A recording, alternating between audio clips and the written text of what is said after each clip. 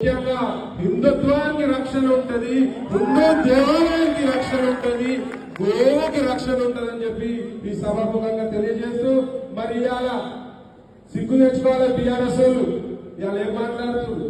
మొన్నదాకా హిందుత్వం మీద మాట్లాడితే కేసులు పెట్టిరు, గోరక్షణకు మాట్లాడితే కేసులు పెట్టిరు, సిగ్గు శరం లేకుండా ఇవాళ జై శ్రీరామ్ అంటున్నారు.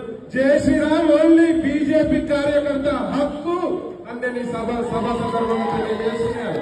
మరి ముఖ్యంగా అందరూ కూడా బీబీ పాటిల్ గారి నాయకత్వాన్ని సమర్థిస్తూ గట్టిగా 20 రోజులు పనిచేస్తూ మనం రోజు ఒక 10 ఫోన్లు చేయాలి. ఇక్కడ ఉన్న వాళ్ళందరూ ఇక్కడ 1000 మంది ఉన్నారు, 2000 మంది, ఒక్కొక్కరు 10 ఫోన్లు చేసి అలా చెప్పాలి. బీబీ పాటిల్ గారికి ఇవ్వాలి. మోదీ గారు కోటాడితే ఓటు తింటారు కదా, వద్దు అంటే తింటారు కానీ మోదీ గారు కోటాడితే ఓటు తింటారు. ప్రతి ఒక్క కార్యకర్త నిబద్ధత కలిగిన సైనికుడు లెక్క ఒక 20 రోజులు కష్టపడితే బీబీ పాటిల్ గారు అదృష్టం ఉంటే కేంద్ర మంత్రివర్యులు కూడా కావచ్చు, చెప్పలేము. అదృష్టం బీజేపీ పార్టీ ఏదైనా పాలు పెట్టి ఉంది.